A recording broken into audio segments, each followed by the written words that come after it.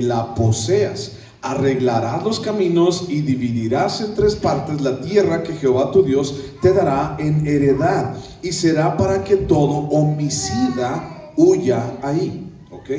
Bueno, hasta ya vamos a leer el día de hoy. Ahorita te voy a explicar. Vamos a orar primero. Padre Santísimo, te damos muchísimas gracias, Señor, por este día. Y quiero darte gracias, Señor, por tu palabra, Padre. Esa palabra, Señor, tan grandiosa. Esa palabra, Señor, incomparable. Esa palabra eterna, Señor, que tú nos regalas, Padre. Y Señor, te pedimos, Señor, aquí sentados a tus pies, Señor, poder escucharte a ti, Cristo. Señor, abre nuestro corazón, abre nuestro entendimiento, abre nuestros ojos, abre nuestros oídos, Señor. Señor, para poder hacer tu voluntad, para poder cumplir, Señor, lo que tú tienes para nosotros. Hemos aprendido, Padre, que la palabra de Dios no solamente es un poema romántico, Señor, que se escucha bonito los domingos, Padre, sino la palabra de Dios, tu palabra, es para hacerla, Señor. Y a eso hemos sido llamados, para cumplir tu palabra en nuestras vidas. Ayúdanos, Señor, confiamos en ti. Tú eres bueno y tú eres fiel, Señor. Gracias en el nombre de Cristo Jesús. Amén. Bueno, Deuteronomio capítulo 19, prácticamente todo el capítulo nos habla acerca de un tema muy específico y muy particular. El tema de las ciudades de refugio. ¿Ok? Tú lo puedes checar en tu casa. Hoy vamos a ver la parte 1, por así decirlo. Las ciudades de refugio, parte 1 o primera parte. Y este tema ya lo vimos en el libro de Números capítulo 35. Y tal vez te acuerdas un poquito acerca de esto. Te voy a recordar, o vamos a ir recordando poco a poco mientras vayamos estudiando este pasaje. Vamos a ir recordando de qué se trata el asunto. Mira, cuando antes de entrar a la tierra prometida, hubo allí dos tribus que se separaron del resto de las tribus, ¿te acuerdas? Y entonces unas iban a estar de este lado del Jordán y otras iban a estar de aquel lado del Jordán, o sea, la tierra prometida. Y entonces Dios en ese momento le dice a Moisés, y también estaba ahí Josué, dice: cuando ustedes entren a la tierra prometida, van a apartar para ustedes, van a dividir la tierra en tribus, y a cada tribu le vas a dar un pedazo de tierra conforme al número de personas dentro de esa tribu. Si es una tribu muy grande, vas a dar un territorio más grande, y así sucesivamente.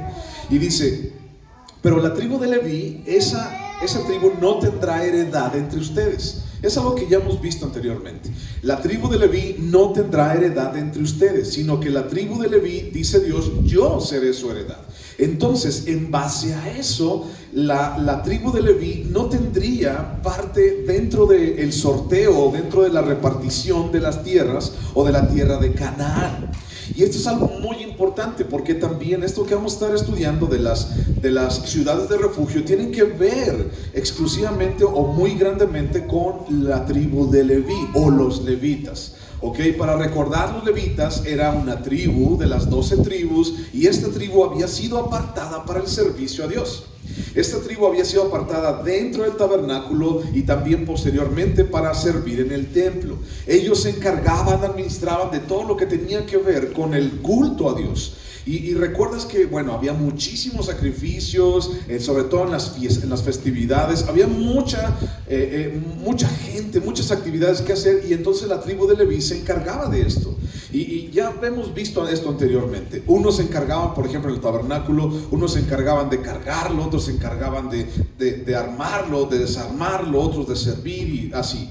No vamos a recordar mucho, pero es más o menos para que tengas una idea. Cuando iban a entrar a la tierra prometida, ellos, la tribu de Leví, no tendrían heredad. Dios dice: yo seré su heredad. A ellos no les des tierra.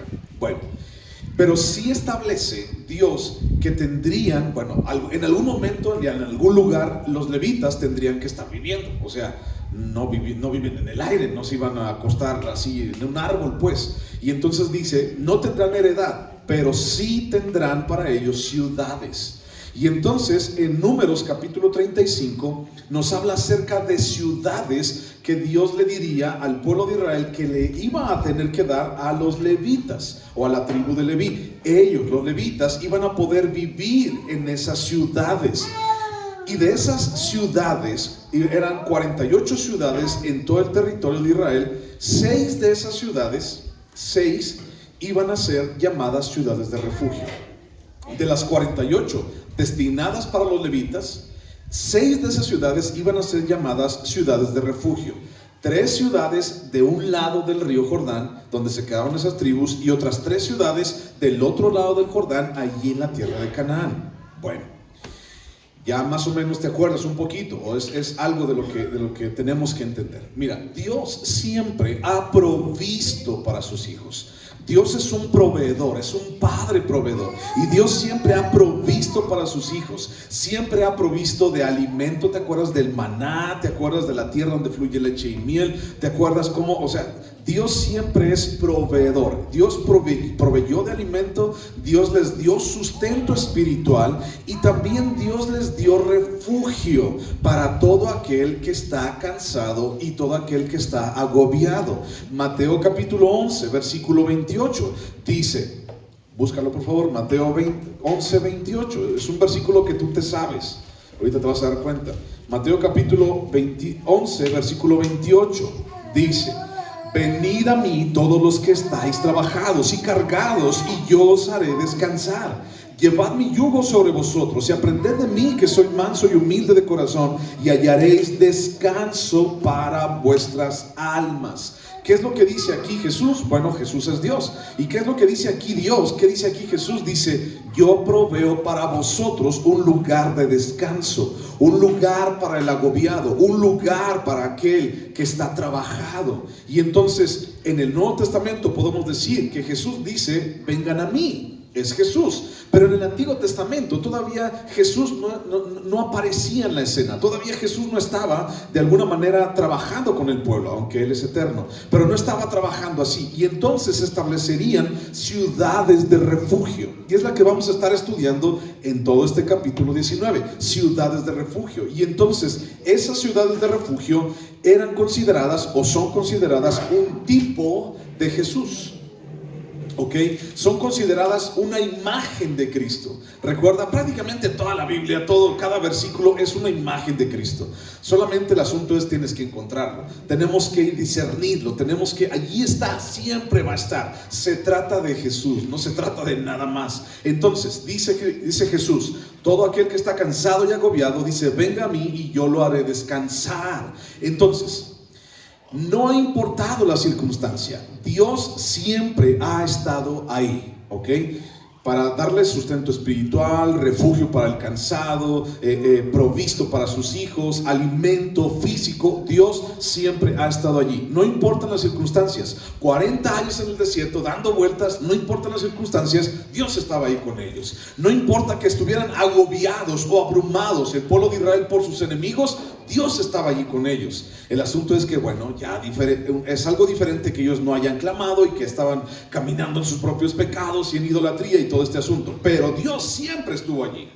Ahora, cuando recordemos otro suceso histórico y triste para el pueblo de Israel, cuando fueron llevados cautivos a Babilonia, Dios estaba allí. O sea, Dios nunca los ha dejado, ni al pueblo de Israel, ni a nosotros. Dios nunca nos ha dejado, ni nos va a dejar. El asunto es, bajo toda circunstancia, no importando la dificultad de ella, Dios está allí. Dios está contigo.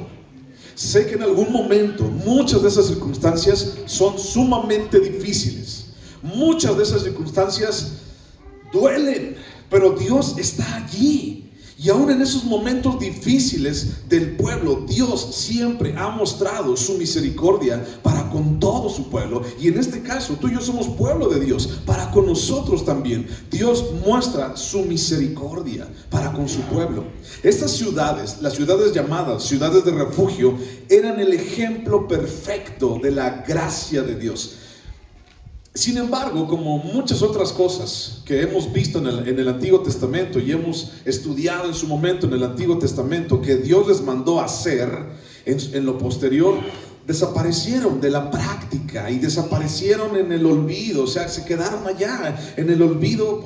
¿Y por qué se quedaron en el olvido? Como el año del jubileo, ¿te acuerdas? Ya una vez lo estudiamos. ¿Por qué no lo siguieron practicando? ¿Por qué la Pascua, por ejemplo, durante más de 400 años no la practicaron? ¿Por qué?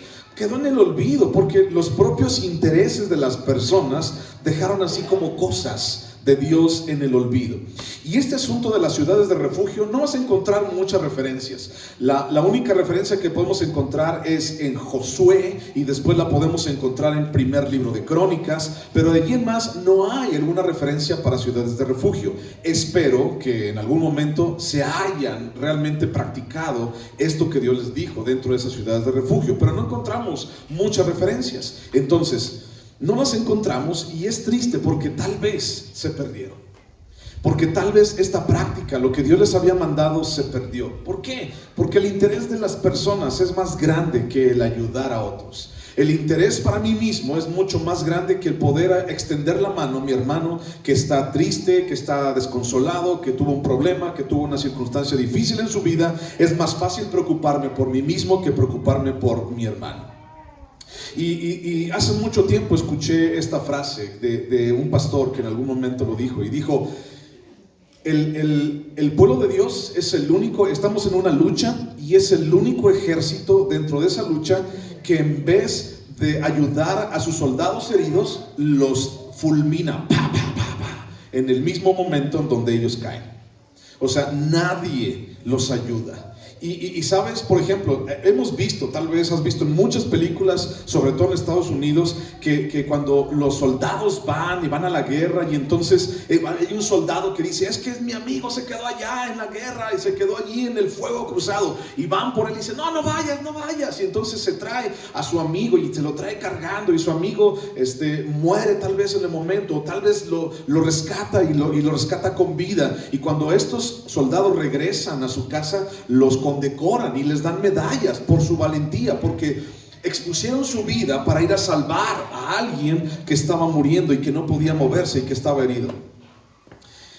Tristemente pudiera ser cierto que el ejército de Dios, que los hijos de Dios somos los únicos que cuando alguien, y no importa que tenga una herida grave, o sea, porque a alguien ya le dolió ya tiene mi hermano tiene una uña enterrada en su vida, ¡pum! Ya no quiero nada con él, lo mato, ya dejo todo lo que tenía que ver con él. Somos el único ejército que no rescata a sus heridos, sino que los mata allí en el mismo lugar.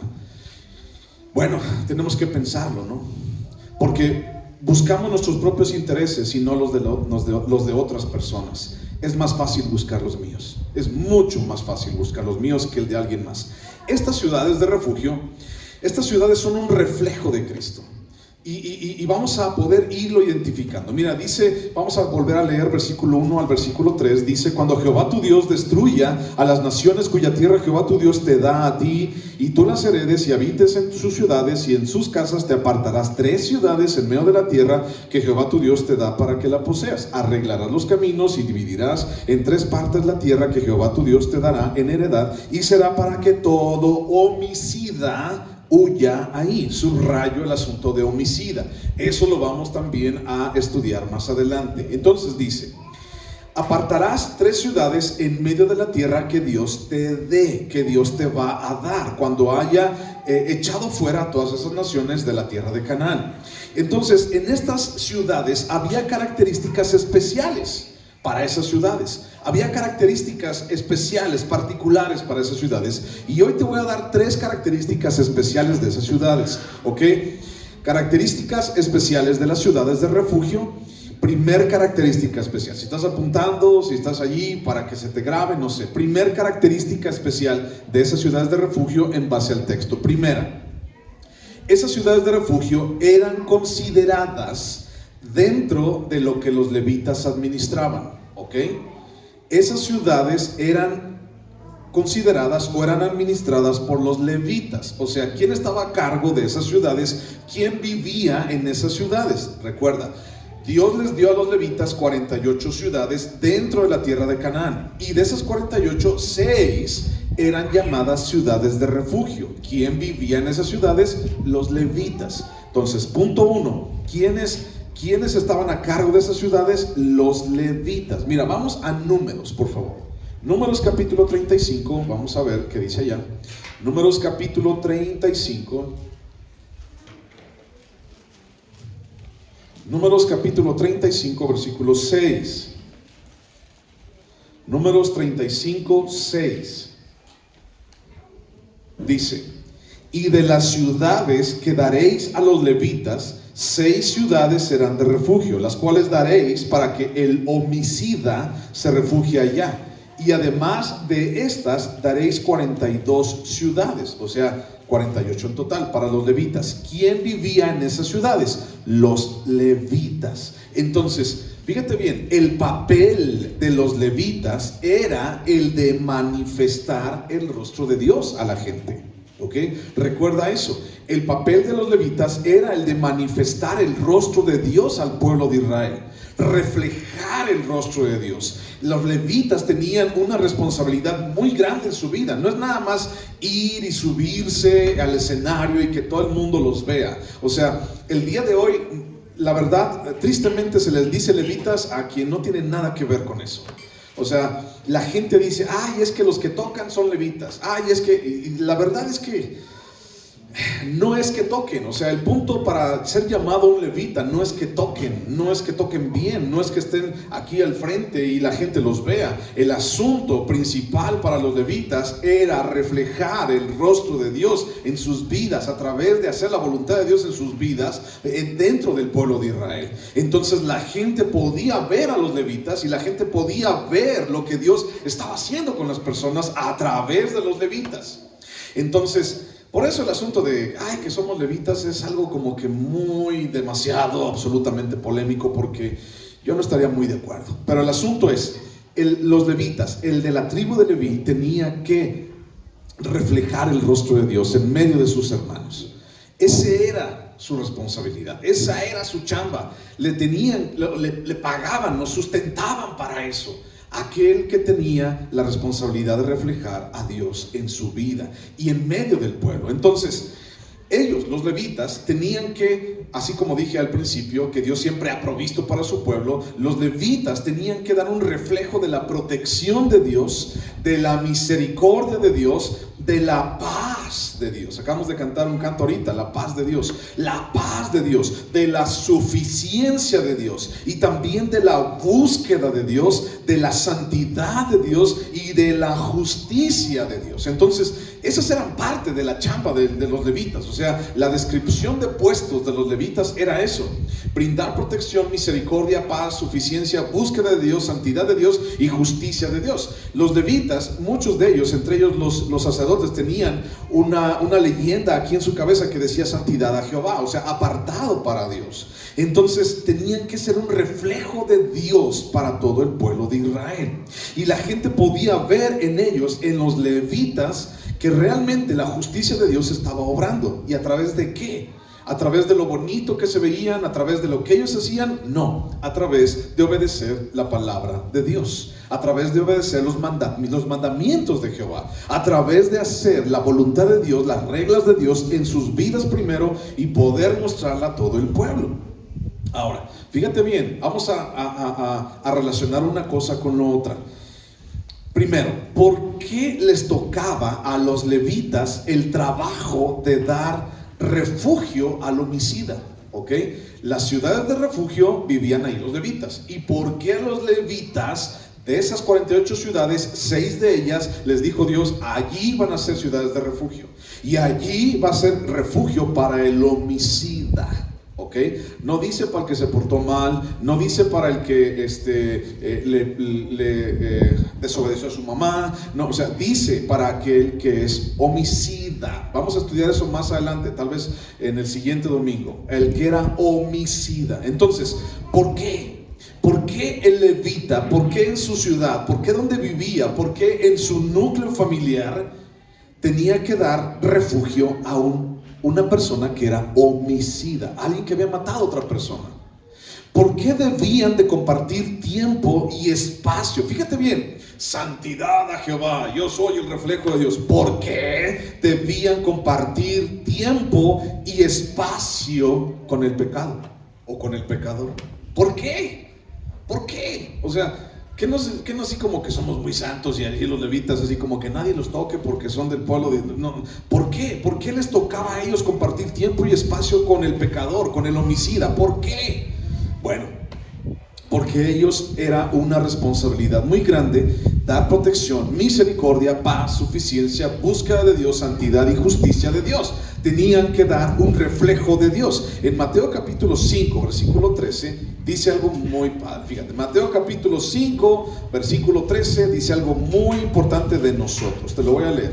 Mateo 5, 13 dice: vosotros sois la sal de la tierra, pero si la sal se desvanece, ¿con qué será salada? No sirve más para nada, sino para ser echada afuera y hollada por los hombres. Vosotros sois la luz del mundo. Una ciudad asentada sobre un monte no se puede esconder, ni se enciende una luz y se pone debajo de un almud, sino sobre el candelero, y alumbra a todos los que están en casa. Así alumbre vuestra luz delante de los hombres, para que vean vuestras buenas obras y glorifiquen a vuestro Padre que está en los cielos. Porque los levitas les tocaba compartir tiempo y espacio con el pecador, y en este caso con un homicida. Bueno, este pasaje que acabamos de leer se encuentra justo en medio de la necesidad de instrucción del pueblo de Dios. Justo en medio de la necesidad de instrucción del pueblo. En una situación tan difícil como un homicidio, en una situación tan difícil, el pueblo, fíjate bien, el pueblo debía de acercarse a Dios y saber cómo acercarse a Dios. Y ellos necesitaban dirección. ¿Y quién hacía eso? Pues los levitas. Y entonces necesitaban ese pueblo, un homicida llegaba a una ciudad de refugio, ese homicida, ese hombre necesitaba ayuda. ¿Y quién mejor que los levitas en medio del pueblo para ayudarlo? Y entonces por eso esas ciudades de refugio vivían los levitas, y entonces Dios les dijo: oh, les voy a dar esa ciudad para ustedes, 6 ciudades, y entonces ustedes van a refugiar al homicida. Y entonces los levitas: ¿por qué?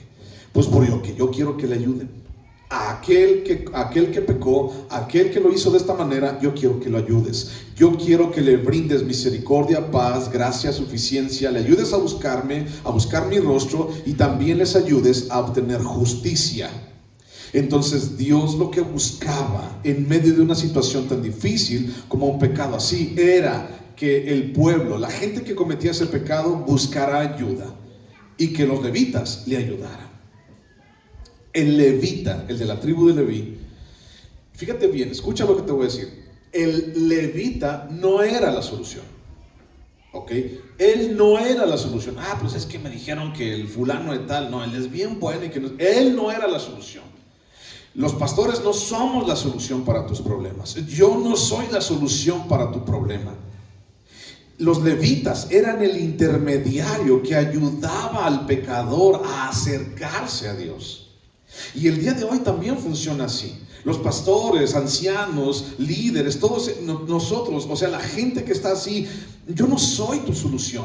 La solución está en Jesús. Y lo único que es mi trabajo, por ejemplo, en este caso, es ser no un intermediario, porque ese es Jesús, pero sí alguien que te puede decir: bueno, aquí está, dice esto, mira, tienes que buscar, esa es tu chamba. O sea, tu chamba es buscar a Jesús en medio de tu aflicción y en medio de este momento que tú necesitas instrucción en tu vida. ¿Ok? Recuerda esa palabra, necesitas instrucción en tu vida. Entonces, los ayudaba a acercarse a Dios. Ese pasaje que leímos en Mateo dice: somos la sal y la luz. Y la sal y la luz se encuentran justo en medio del hambre de consuelo y el hambre de instrucción. Dos cosas diferentes y dos cosas importantes en nuestra vida que necesitamos hacer. Todos buscamos consuelo cuando están las cosas mal, ¿cierto? O sea, está algo mal en tu vida, y lo primero que dices: ¿puedes orar por mí? Porque buscamos consuelo. Y entonces buscamos consuelo y decimos: híjole, y depende de cuánto la haya regado. A veces la regamos tantito y así como que busco consuelito, ¿no? Nomás tantito, ¿no? Y a veces la regamos mucho, totote, y entonces ya no podemos ni con nosotros mismos, y entonces necesitamos mucho consuelo en nuestra vida. Sí, todos necesitamos consuelo en algún momento de nuestras vidas, pero la mancuerna del consuelo es, por el otro lado, la instrucción. No puedes solamente recibir consuelo en tu vida. Al menos como hijos de Dios, somos llamados a recibir consuelo, sí, en Dios, pero también somos llamados a recibir la instrucción en nuestras vidas. Entonces aquel homicida, aquel pecador, aquel que la regaba, iba a una ciudad de refugio, buscaba a los levitas y decía: yo hice esto, yo cometí aquello. Y entonces les decía: ayúdenme, sí, te vamos a ayudar a buscar a Dios, pero también, es que imagínate a alguien que mató, bueno, el asunto, el pecado era un asesino involuntario, pero ya lo vamos a ver después. Un asesino involuntario es que estábamos allí, dice la historia, aquel si van al monte y están cortando madera, y entonces el hacha se le sale y entonces matas a tu hermano.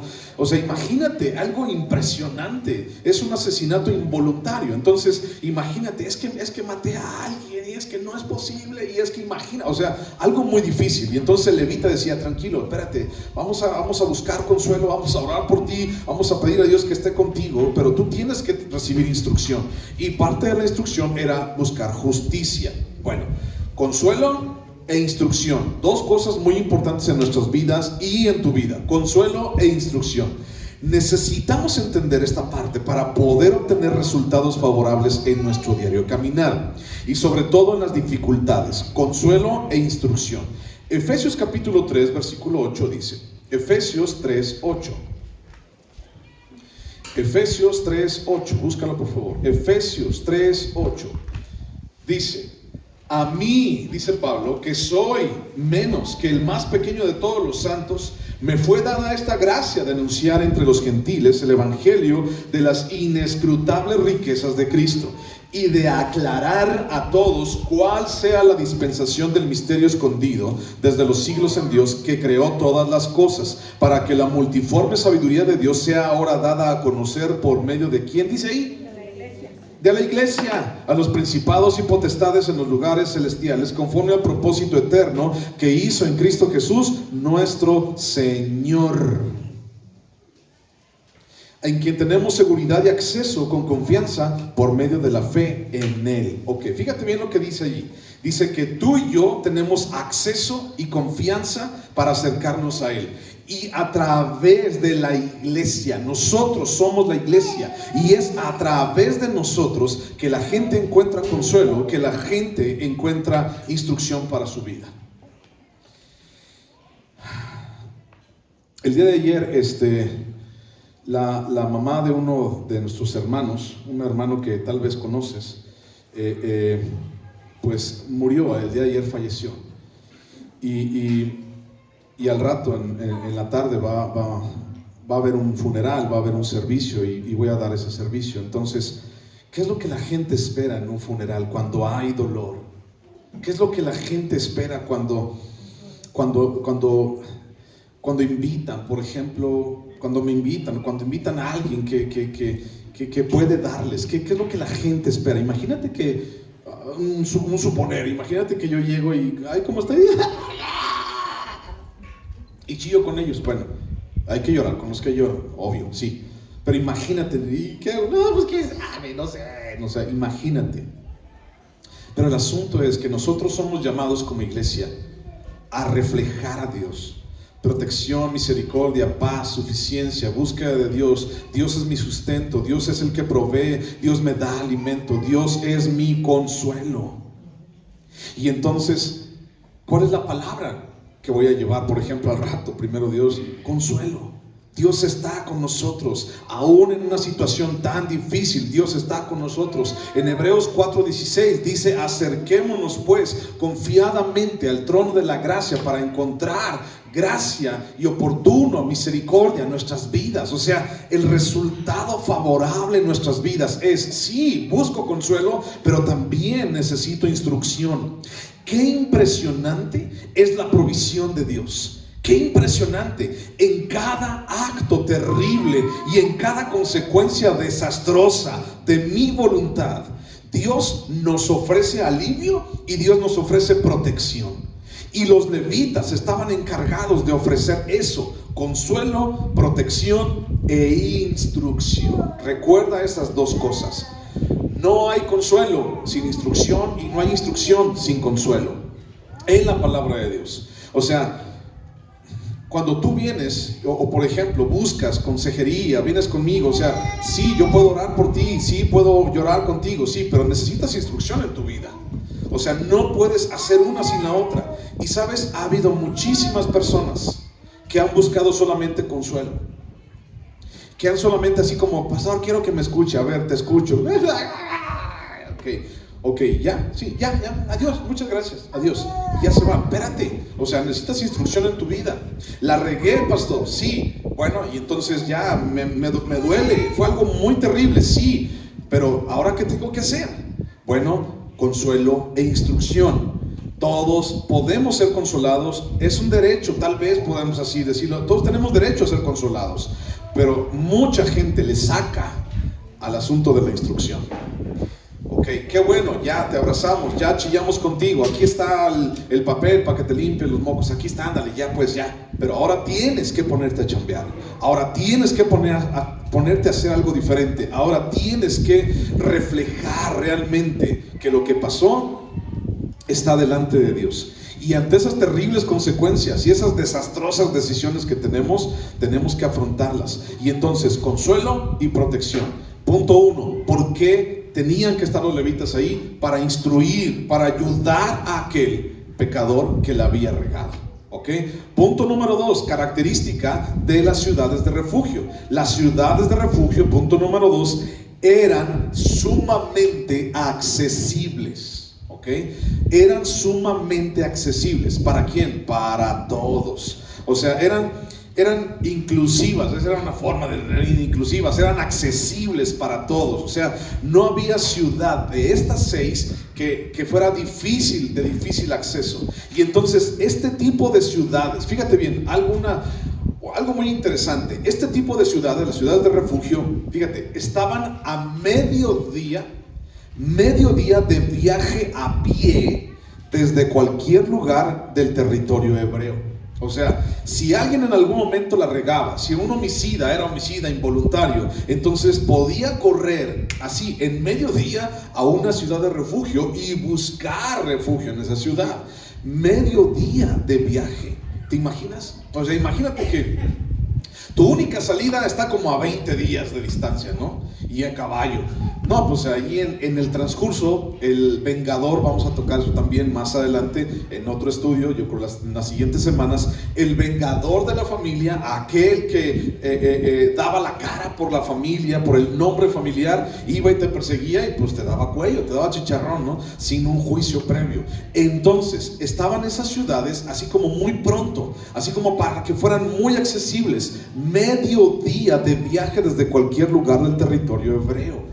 Y los caminos a ellas, dice la palabra, debían mantenerse en buen estado. O sea, no así como que, vamos a que estén todas machudas y que estén así todas feas. No, tenían que estar en buen estado para que los que transitaran hacia ellas no tuvieran dificultad para acceder a estas ciudades. Dice allí en Deuteronomio 19:3, dice: arreglarás los caminos y dividirás en 3 partes la tierra que Jehová tu Dios te da en heredad. Arreglarás los caminos específicamente de estas ciudades.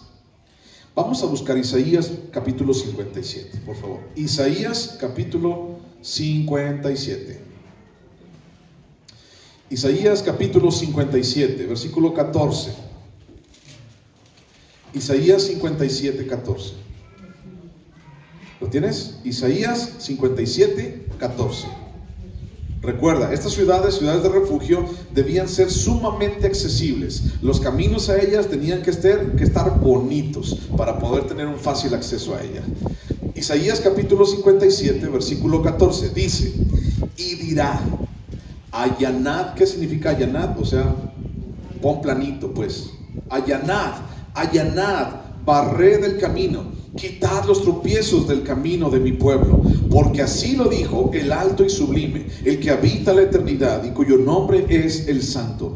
Yo habito en la altura y en la santidad, y con el quebrantado y humilde de espíritu, para hacer vivir el espíritu de los humildes y para vivificar el corazón de los quebrantados. Porque no contenderé para siempre, ni para siempre me enojaré, pues decaería ante mí el espíritu y las almas que yo he creado. Por la iniquidad de su codicia me enojé y le herí escondí mi rostro y me indigné, está hablando de Israel, y él siguió rebelde por el camino de su corazón. He visto sus caminos, dice Dios, pero le sanaré y le pastorearé y le daré consuelo a él y a sus enlutados. Fíjate, ponle pausa. Sanaré, pastorearé y daré consuelo. 3 cosas importantes, ¿ok? Que todos necesitamos cuando la regamos y cuando estamos en una situación difícil. Necesitamos ser sanados, ¿cierto? Todos. Yo no puedo hacer eso. El pastor no puede hacer, yo no puedo sanarte. El que tiene que sanarte es Dios. El único que puede hacerlo es Él. Por eso tienes que acercarte a Él, no acercarte a mí. Esa es una manera de decirlo, ¿de acuerdo? 2, consuelo.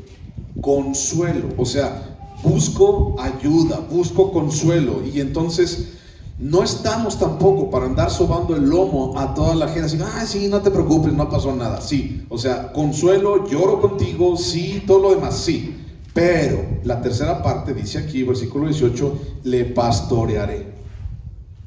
Y déjame decirte algo, y ya te lo he dicho antes, mucha gente busca una iglesia, mucha gente quiere a un pastor como amigo, pero no les interesa ser pastoreados. Qué bonito, no, sí, Alejandro, que no sé qué, sí, no, qué padre, que no sé qué. Y el día que intentamos o que he intentado pastorear a estas ovejas, no les gusta, no les incomoda, no quieren. Y entonces 3 cosas, dice, le sanaré, le pastorearé y le daré consuelo a él y a sus enlutados. Ahora, ¿de dónde vamos a encontrar? ¿De dónde voy a encontrar yo el pastoreo? Pues no es de mi corazón, porque yo soy igual que tú. El pastoreo que tú necesitas y que yo te puedo ofrecer es en la palabra de Dios. Es el único, no hay de otra. No te voy a traer el libro de la Atalaya, ni te voy a traer el libro de Memín Pingüín, ni te voy a traer ninguna otra cosa. Es la palabra de Dios en donde tú y yo encontramos sanidad, pastoreo, pastos verdes y consuelo a mí y a aquellos que he herido. Recuerda eso. Versículo 19, produciré fruto de labios, paz al que está lejos y al cercano, dijo Jehová, y los sanaré. Pero los impíos, dice aquí, son como el mar en tempestad que no puede estarse quieto, y sus aguas arrojan cieno y lodo. No hay paz, dijo mi Dios, para los impíos.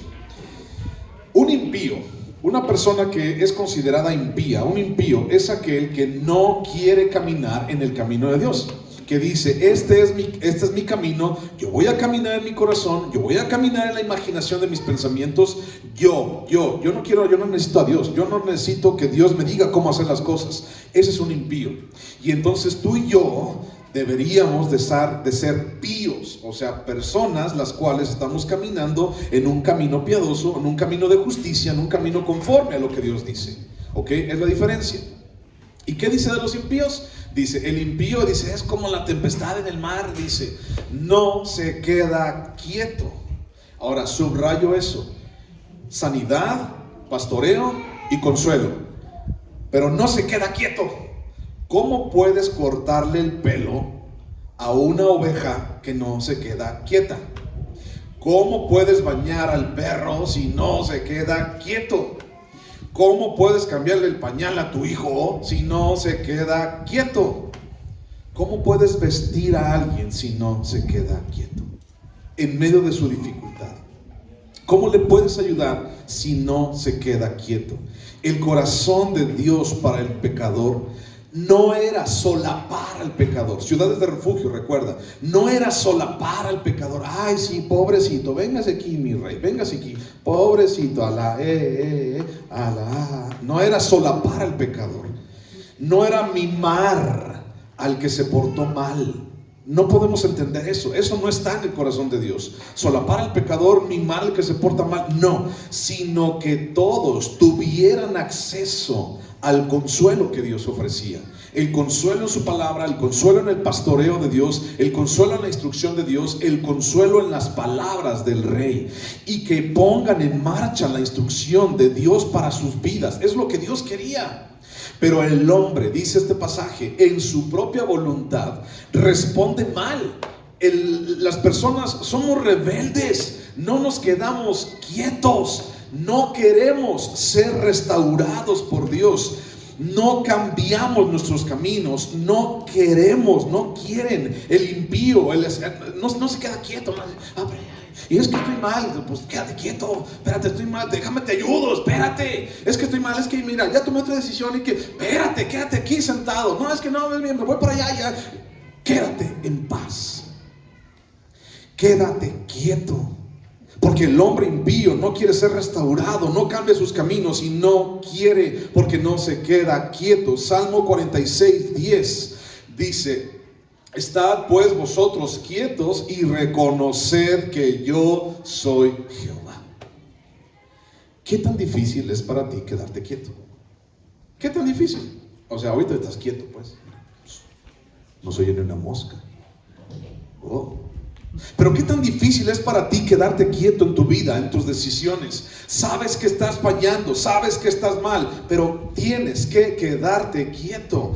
Allí mismo en Salmo 37:7 dice: callad delante de Jehová y reconoced quién es el Rey. ¿Por qué es tan difícil quedarnos quietos?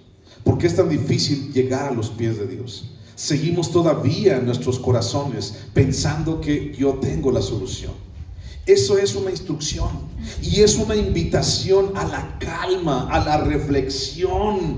Y en ese momento, cuando nos quedamos quietos, en ese momento cuando estamos callados delante de Dios, o sea, no te vayas a quedar callado allá en la cueva, quién sabe de dónde, o sea, quédate callado delante de Dios, busca a Dios, busca la instrucción de Dios. Y es allí, en esa instrucción, es allí en ese momento que reconocemos, callados, que reconocemos la autoridad y la instrucción de Dios para nuestras vidas, y reconocemos la grandeza de Dios para nuestras vidas. Y entonces, te repito, ¿qué tan difícil te es quedarte callado? ¿Qué tan difícil te es quedarte quieto? ¿Sabes? Muchos de nosotros hablamos demasiado. Muchos de nosotros decimos demasiado nuestros pensamientos delante de Dios. Y entonces, ¿qué tan fácil sería y qué tan productivo y qué tan fructífero sería que te quedaras callado nada más un día?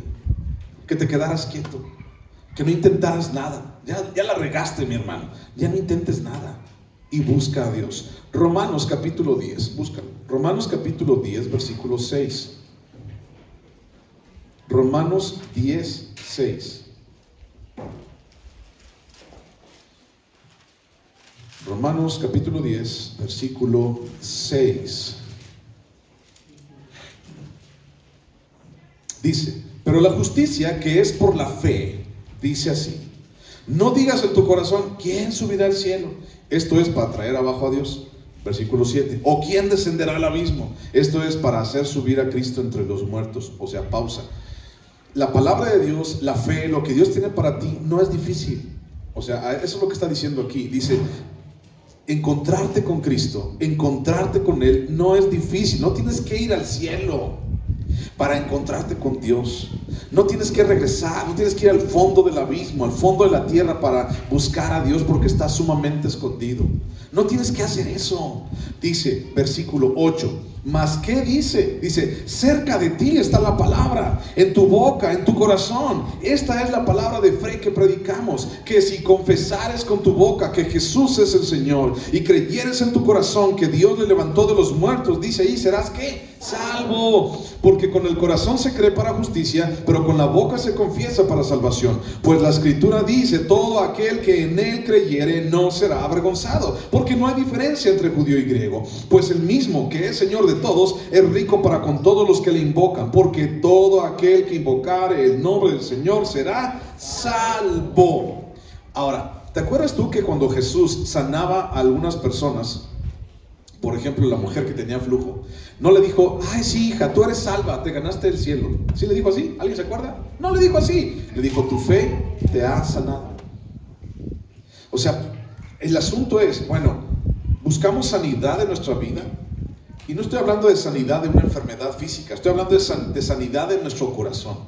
¿Estás buscando sanidad? Primero, pues quédate quieto. Segundo, pues deja que Dios actúe. Allí está, junto a ti. O sea, Dios no está lejos para que no lo alcances. Dios no es inalcanzable. Dios no es una diva del rock ni de Hollywood, así como que ay, no es. Jesús no es Luis Miguel que nadie lo puede tomar fotos ni nadie puede ir. No, Jesús está contigo y dice este pasaje: cerca de ti, en tu boca, en tu corazón. Allí está. Cristo puede ser alcanzado por todos. Jesús es accesible a todos. Y eso están en las ciudades de refugio, accesibles para que todo aquel pecador que lo hubiera regado pudiera tener acceso a estas ciudades. Las ciudades de refugio son un tipo de Jesús, es una imagen de Jesús, y todos debían poder tener acceso libre a esas ciudades, porque nadie podía decir, fíjate, aquí estamos hablando del homicida, el que había matado. Nadie podía decir, ay, a mí no me va a pasar. No, él, por tonto, por no sé qué, o sea, a él le pasó, para él sí. Pongan los caminos así, allanen los caminos, háganlos parejitos para que él sí. Todas las ciudades de refugio estaban a mediodía de camino, para que cualquiera que cayera en este asunto podía tener acceso libre a estas ciudades. Nadie podía decir, a mí, nunca, a mí no me va a pasar. ¿Qué dice Primera de Corintios para nosotros? Primera de Corintios 10:13. Primera de Corintios 10:13.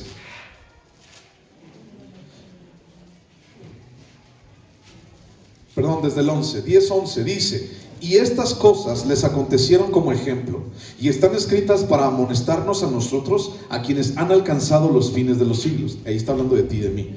12. Así que el que piensa estar firme, mire que no caiga. No os ha sobrevenido ninguna tentación que no sea humana, pero fiel es Dios, que no os dejará ser tentados más de lo que podéis resistir, sino que dará también juntamente con la tentación la salida para que podáis soportar. ¿En quién tenemos salida? ¿En quién tenemos salvación? ¿En quién tenemos paz? ¿En quién tenemos sustento? ¿En quién tenemos misericordia? ¿En quién tenemos gracia? ¿En quién tenemos instrucción? ¿En quién tenemos pastoreo? ¿En quién tenemos consuelo? Y muchas más. ¿En quién? En Jesús. ¿Y por qué huimos de Él? ¿Sabes? El pecado siempre nos ha hecho huir de Jesús. El pecado siempre nos ha hecho huir para no ser confrontados y no ser consolados. Y cuando alguien huye de Dios y se mete a su cueva y se extravía y se pierde, cuando alguien, o sea, es peor, es difícil, es más difícil poder sacar a esa persona de allí. Que nadie, dice, se sienta seguro de que no va a pecar, porque puede ser el primero en hacerlo. Nadie diga, yo no lo voy a hacer, porque pasa, tú puedes ser el siguiente. Nadie diga, ay sí, mi hermano, ay sí, fíjate, y eso que dice mi hermano, y eso que va a Calvary Chapel, y ya tiene quizá cuántos años yendo allí, y eso, fíjate, y eso que se dice, y cristiano. No. Dios nos libre, ¿verdad, vieja? Sí, Dios nos libre. No puedes decir eso. Nadie puede decir eso, porque tú puedes ser el siguiente. Y nadie, lo que te dije hace ratito de asesinar a nuestros propios guerreros, nadie podemos tener esa facultad. No podemos, porque tú puedes ser el que sigue. Y el día que tú aparezcas con una uña enterrada, pues, mi hermano, ¿qué te vas a esperar? Entonces, 1, las ciudades eran para los levitas. 2, ¿qué era eso? Que eran accesibles para todas las personas. Y 3, todos pueden recibir refugio en Jesucristo. 3 y último, todos pueden recibir refugio en Jesucristo. Y dice el versículo 3 de ahí mismo, de Deuteronomio, dice: y será para que todo homicida huya ahí. Todo homicida huya ahí. Mi hermano, no hay pecado tan grande que Jesús no pueda perdonar. No hay pecado sumamente difícil que Jesús no pueda ayudar, que Jesús no te pueda sanar. Isaías capítulo 55, búscalo. Isaías capítulo 55. Isaías capítulo 55, versículo 1, dice: a todos los sedientos, venid a las aguas, y los que no tienen dinero, venid, comprad y comed. Venid, comprad sin dinero y sin precio vino y leche. Versículo 6, buscad a Jehová mientras pueda ser hallado, llamadle en tanto que está cercano. Deje el impío su camino y el hombre inicuo sus pensamientos, y vuelva a ser Jehová, el cual tendrá de él misericordia, y al Dios nuestro, el cual será amplio en perdonar. Dice versículo 6, buscad a Jehová mientras pueda ser hallado, llamadle mientras está cercano. ¿En dónde decía que está más cerca de lo que tú piensas? Romanos capítulo 10, ¿te acuerdas? Y dice, cerca está en vuestras bocas y en vuestro corazón. Cuando alguien está cerca de ti, ¿le gritas? ¿Le gritas? Pues no lo vas a dejar sordo. Cuando alguien está aquí cerquita, a un lado de ti, ¿qué haces cuando quieres hablar con esa persona? Pues le hablas así, ¿no? Oye, fíjate que fíjate que aquello. ¿Por qué? Pues porque está ahí contigo. ¿Qué significa? Necesitamos orar. Necesitas orar en medio de las dificultades. Allí está Jesús en tu corazón. Y lo único que tienes que hacer es llamarle. Y lo único que tienes que hacer es ponerte de rodillas. Y lo único que tienes que hacer es decirle, Señor, aquí estoy. La regué. Señor, aquí estoy. Tú puedes sanarme. Señor, aquí estoy. Tú puedes ayudarme. Ezequiel capítulo 33. Búscalo. Ezequiel, adelante. Ezequiel capítulo 33. Todos podemos fallar. Todos somos susceptibles. Todos podemos regarla. Ezequiel capítulo 33, versículo 11. Todos, la verdad. Ninguno de los que estamos aquí no puede decir, a mí no me va a pasar.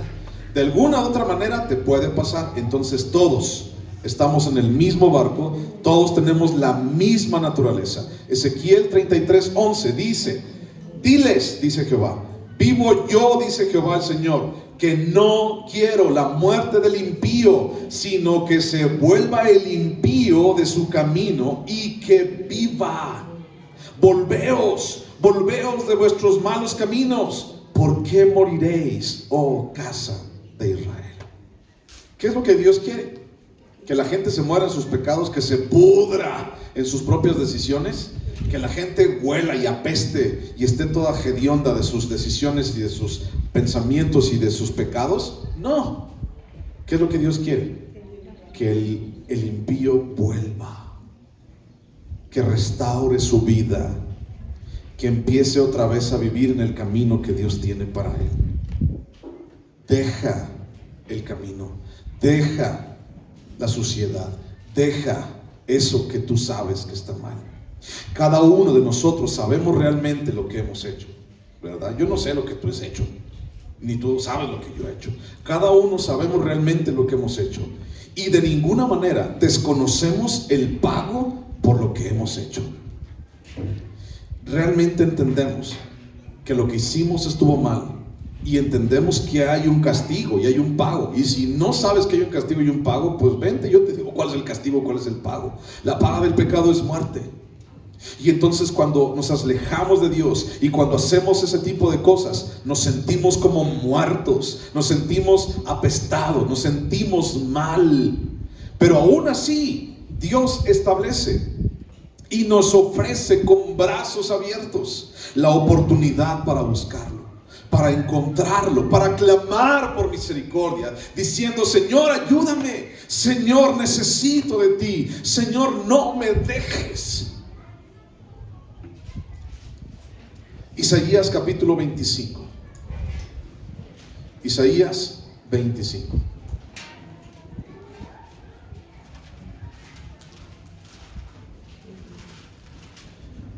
Isaías 25, 4. Porque fuiste, Isaías 25, 4. Porque fuiste fortaleza al pobre, fortaleza al menesteroso en su aflicción, refugio contra el turbión, sombra contra el calor, porque el ímpetu de los violentos es como turbión contra el muro. ¿Qué es Jesús para nosotros? Un refugio para el menesteroso, fortaleza en medio de nuestra aflicción. No puedes ir a otro lugar. No hay otro lugar, mi hermano, que valga la pena estar.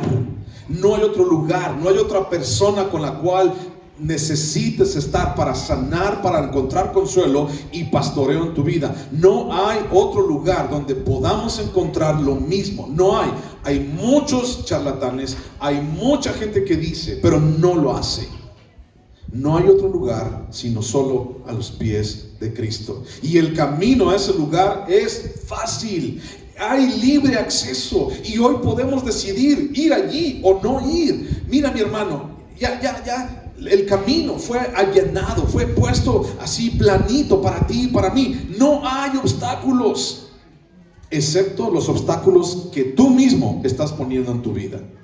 No hay barreras, pero sí hay barreras si tu propio orgullo está haciendo esas barreras. No hay mejor lugar para el culpable. ¿Y sabes algo? No hay mejor lugar para el culpable. Y yo soy culpable. Y tú eres culpable. También déjame te lo digo. ¿Quién puede decir que no puede ir a Jesús? ¿Quién puede decir que no puede ir a Él? Nadie lo puede decir. El camino fue abierto, la senda fue trazada, el velo se rasgó de arriba a abajo y la entrada está libre. Y tal vez en algún momento te sientas derrotado, te sientas hasta apestado, te sientas mal, te sientas menesteroso, te sientas afligido, te sientas que te duele. Tal vez así estás. Pero aún así, si estuvieras muerto, si estuvieras derrotado, si estuvieras acusado, culpable y señalado, aún así puedes ir a Él, a Jesús. Ahí mismo en Isaías capítulo 25, espero no lo hayas perdido, si no, encuéntralo otra vez. Isaías capítulo 25, vamos a terminar con este pasaje.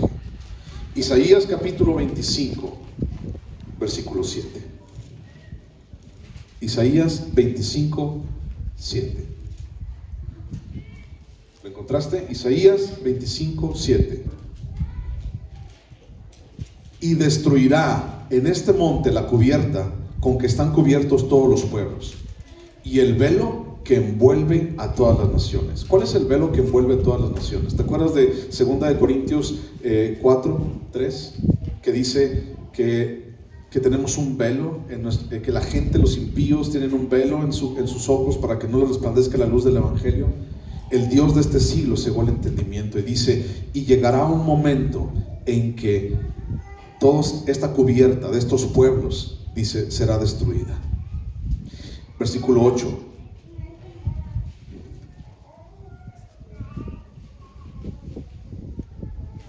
Versículo 8, destruirá a la muerte para siempre. La gente del día de hoy celebra la resurrección de Jesús. ¿Y sabes qué significa eso? Él venció a la muerte. Y para siempre. Y que lo escuche quien tiene que escucharlo. Jesús lo hizo para ti y para mí. Jesús venció a la muerte con todo su poder y con toda su gloria. Y exhibió, dice Colosenses, a los principados y a las potestades. Los exhibió públicamente en la cruz del Calvario. Destruyó a la muerte para siempre, dice, y enjugará Jehová el Señor toda lágrima de todos los rostros, y quitará la afrenta de su pueblo de toda la tierra, porque Jehová lo ha dicho. Él lo dijo y Él lo va a cumplir. Él lo cumplió. Versículo 9. Y se dirá en aquel día: he aquí, este es nuestro Dios. Le hemos esperado y nos salvará. Este es Jehová, a quien hemos esperado. Nos gozaremos y nos alegraremos en su salvación. Si puedes ver allí todo el Evangelio, puedes ver allí cuando Jesús muere, cuando Jesús resucita y cuando Jesús volverá. Jehová dice, volverá. Lo hemos estado esperando. Yo lo he estado esperando. Tú lo has esperado. Él es mi refugio. Él es mi escondedero. Porque soy culpable. Y delante de Él y a sus pies venimos. ¿Quieres venir tú también? Vamos a orar. Ponte en pie, por favor.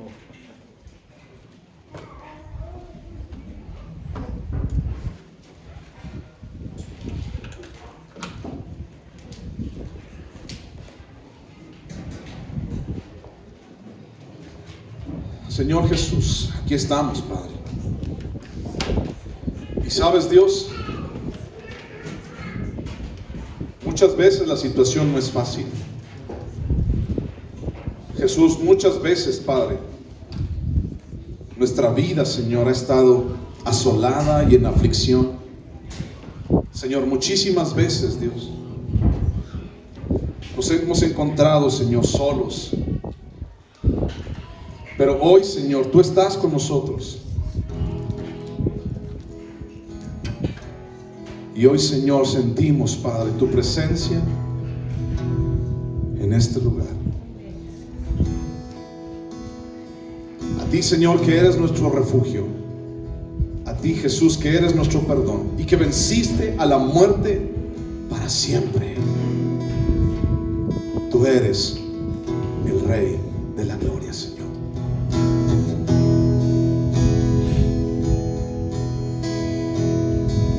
¿Quién es el Rey de gloria? Me persigue con su amor. Me asombran sus palabras, susurrando en mi interior. Mi conciencia me recuerda, necesito su perdón. ¿Quién es el Rey de gloria? Me lo ofrece hoy.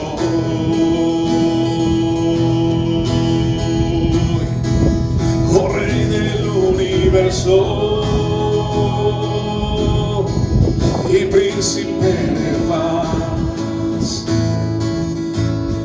revelándome los cielos,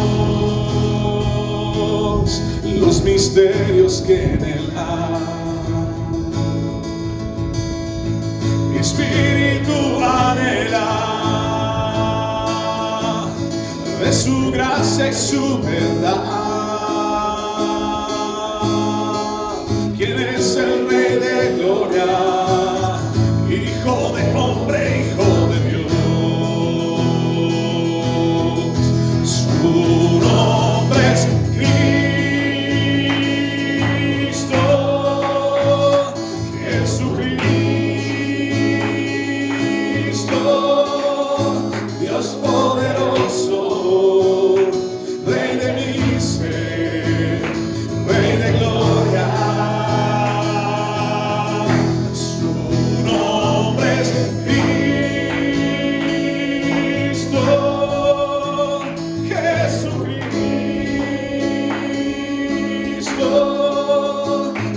Rey de mi ser, Rey de gloria. Gracias, Señor, por tus hijos. Gracias, Señor, por tu perdón. Gracias, Señor, por estar con nosotros y ofrecernos refugio, Señor, en nuestra aflicción. Gracias, Señor, por haber vencido a la muerte para siempre. Gracias, Señor, por habernos dado la victoria. Hoy nos acercamos a ti. Hoy, Señor, aquí estamos y te damos a ti nuestro corazón. Ayúdanos, Señor, a hacer tu voluntad. Recibimos consuelo. Y ahora, Señor, fortalécenos para ser, Señor, obedientes a tu palabra, Padre. Te bendecimos, Señor. Te alabamos, te adoramos, Dios. Gracias por tu preciosa y hermosa y redimida iglesia reunidos en este lugar. Gracias, Señor Jesús.